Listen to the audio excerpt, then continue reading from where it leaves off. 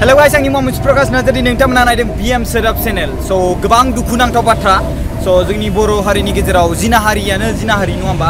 गुबुन हारिजोंबो जिनाहारि आरो गावनि न'खरनि जाथिजोंबो जिनाहारि नङा होमबा? स' बिदिनो बिश्वनाथ डिस्ट्रिक्टआव सनजित नार्जारीनि फिसाजो पुर्णिमा नार्जारीखौ जिनाहारि खालामदों। गामिया जाबाय खासिबारि। जानाय जाथाया जादों हायदाबारि बिश्वनाथ डिस्ट्रिक्ट।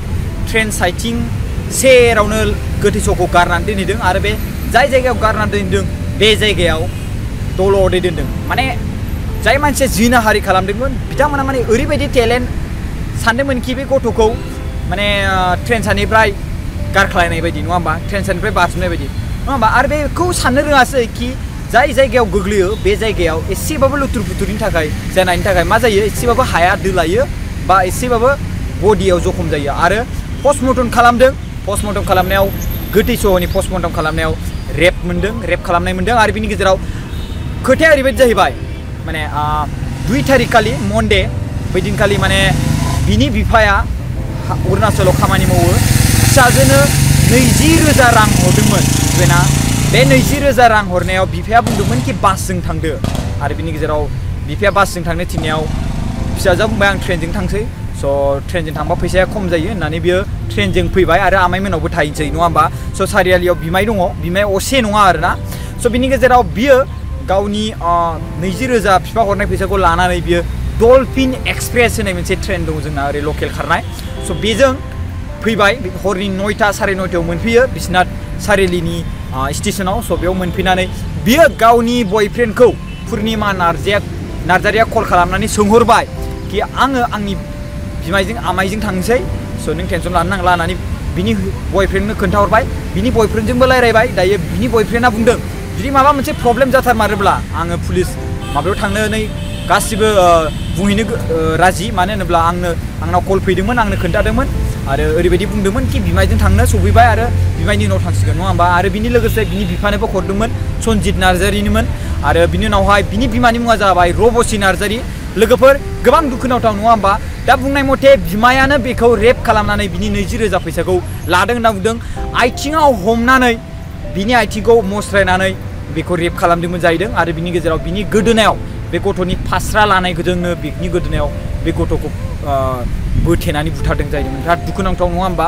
स' पस्टमर्टम खालामनायाव बेनो मोनबाय कि बिनि गोदोनायाव बेखौ बोथेनानै बुथारदों आरो बिनि गेजेराव बे गथ'खौ रेप खालामदों। आरो बिनि गेजेराव बिनि बिमायनि बुंनाय मथे बा बिनि बिमाया बेखौ पुर्णिमा नार्जारीखौ 12 बाजिसिम नेनानै थादोंमोन होनना बुंदों। गथ'आ 17 इयार्स जादों। बिराद मोजाङै मिथियो बिथाङा बिश्वनाथ सारियालिनि खासिबारि गामिनि। आरो बिनि गेजेराव बियो फरायनायखौ गारबायमोन आरो बिनि बयफ्रेन्डआ बेजों मोजां मोनलायनाया खै बोसोर जाखो बेखौ मिथिया। बाट बिनि गेजेराव फन रायलायनानै खोन्था हरखादोंमोन रोखायैनो बिनि बयफ्रेन्डआ बुंहरदों। आरो बिनि गेजेराव बिनि बिमायनि साइकेलाव गाखोसिगोन आं बेजों बिमायजों थांफानोसै होननानै बुंहरखादोंनो। आरो बिनि गेजेराव दायो बिनि बिमायखौ पुलिसफोरा हमबाय, दहायो हमदों होननानै खोन्थादों। आरो बिनि गेजेराव दायो बेयाव बिराद गोबां इनभेस्टिगेसन दंबावो हमनायजों लोगोसे। बिनि बिमाया नंमारगोन नंमारा बे बाथ्रा, खिन्थु रेप खालामनाय बा बिनि 20,000 फैसाखौ लांनाया सैथो बाथ्रा। आरो डलफिन एक्सप्रेसजों फैयोब्ला बिश्वनाथ सारियालियाव 9:30 हरनि 9:30 सफैयो। आरो बे गथ'आ गोबां समनिफ्रायनो थांलाय फैलायाव जाबाय थाखानायखाय आरो बावाबो जायगाफोरखौ। गथ'आ बिराद स्मार्टखा। स' बियो गावनि बिमायनि न'आव बिमायजों थांफानो होननानै बिमायनो कल खालामनानै थांनो होननानै बुंदोंमोन। आरो बिमाय सफैबायबो होनना बुंदोंमोन। दा बिनि गेजेराव बिमाया आं बिदि खालामाखै होनना बुंदों। आरो बिनि गेजेराव नायोब्ला बिमायानो दायनिगिरि नङा होमबा?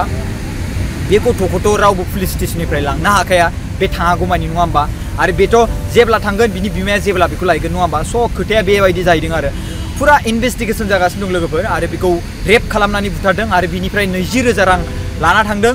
आरो बिनि गेजेराव बिनि पकेट माने मानि बेगाव 100 रांल' दोनदों आरो बिनि फट' नङा होमबा? स' गाइस गोबां दुखुनांथाव नङा होमबा? बिमाय जानाय बा बिमाय महरै थानाय मानसियाबो बेफोरबायदि खालामोब्ला, जोंनि गेजेरावनो बर' हारिनि गेजेरावनो बेफोरबायदि खालामोब्ला अब्ला सोरखौ जों फोथायबावनो? सोर माने रिलेसन बा माने सोमोन्दो थानाय सोर सुबुंखौ जों फोथायबावनांगौ जे गोजान दाबसे जायगायाव बेरायहैनाय समाव नङा होमबा? स' गाइस आरो बिदिनो दिल्ली गुरगांआव जाबावदोंमोन जोंनि आसामनि बर' सुबुं सासे रन्जिता ब्रह्म होननाय बे आइजोखौ गुरगांव माने दिल्लीयाव खामानि मावनो थाफैदोंमोन बियो माने सासे मालिकनि न'आव थायो गथ' नायनाय मा नायनाय ओंखाम संनाय नङा होमबा स' बेखौनो बुथारनानै होबाय दायो बारा इसेबां इनफरमेसन मोनाखै बिनि सोमोन्दै स' गाइस जोंनि बर' हारिनि हिन्जावफोर सिख्लाफोरा बिदिनो थैलांगासिनो दङ आरो जोंनि हारिनि बर'फोरनि सेंग्रा सिख्लाफोरनि गेजेराव दावराबो जोबनो रोङा मा जाबावगोन नङा होमबा जोंनि बर' हारिनि गेजेराव मा खालामनाया मोजां जामारगोन जों फारसे बड'लेण्ड स्टेटनि थाखाय पलिटिकेलफ्राबो दावराव दावसि जोंनि बिमा बिफानि गेजेरावबो दावराव दावसि आरो बिनि गेजेराव गावनि सोमोन्दो न'खर जाथिफोरजोंबो बेरायोब्ला बिराद गिनो गोनां बाथ्रा आरो सिख्ला मानसिया गुबुन जायगायाव खामानि मावफैबाबो बुथारजानाय बा हौवा मानसियाबो बुथारजानाय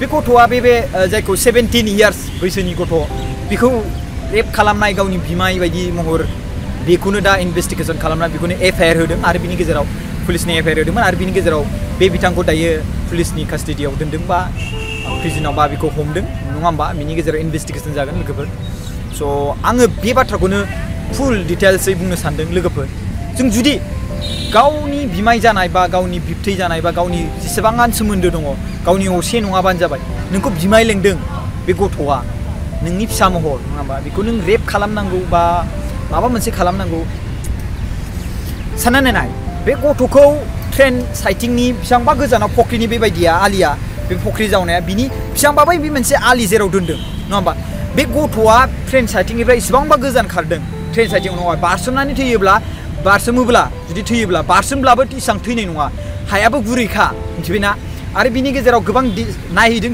जोंनि मानसिफ्रा नङा होमबा आरो बिनि गेजेराव बे जाय जायगायाव बारसोमदों बिनिफ्राय बेसेबांबा गोजानखा नों जुदि बारोब्लाबो बेसेबांसिम गोजान सहैखाया आरो बारोब्लाबो आथिं आखाइया बायनोबो हागौ माबा मोनसे रिलिनो हागौ बा थैहाबनो हागौ इसां थैदेरनाय नङा आरो जुदि अन्थाइफ्राव नाङोबाथ' थै गखागोनखा आरो पस्टमर्टमनि हिसाबैथ' रेप खालामदों आरो बिनि गोदोनाखौ माने बोथेनानै बुथारदों आरो बे जाथाया सिगां गावनि बिफाखौ कल खालामनानै आं आमाय सफैबाय आमायजों थांसै होननानै खोन्थाहरखाबाय आरो बयफ्रेन्डनोबो खोन्थाहरबाय आरो बिनि गेजेराव बिमाजों फैदों होनना बुंदों आरो बिनि गेजेराव दा बिमाया बुंदों कि आं 12थासिम नेबाय आंखौ रावबो लांफैयाखै माने नुवाखै आं माने लांनो मोनाखै आं 12थासिम नेदों होननानै बुंदों दा बिमायखौ पुलिसफ्रा हमनानै दोनबाय आरो बिनि गेजेराव फुल डिटेल्सै इनफरमेसन मोन्थिनाय बायदिबा बिनि न'खरै मोन्थिनाय बायदिब्ला बिनि बिमायानो खालामदों होननानै गामिनि मानसिफ्राबो बुंदों आरो सन्देह लादों स' बेनो डिटेल्सआ पुर्निमा नार्जारि थैनायनि आरो बिनि गेजेराव जोंहा गुरगावआव खामानि मावनो थाफैनाय बर' हारि सासे आइजो सिख्ला बेबो बेबायदिनो थैनानै दङ आरो दायो बिनि पुलिस केस होगोन बा होदों बिनि सायाव जागासिनो दं बेनावबो आरो बेखौनो आं मिथिनानै बिनि सोमोन्दै बारा रनजितानि ब्रह्मनि सोमोन्दै बारा मिथिया नोंथांमोना मिथिबाय थागोन आरो माखासे जुदि गिदिर जायोब्ला गम मोनबाय थागोन स' थेंक इउ गाइस नायनायनि थाखाय बाय बाय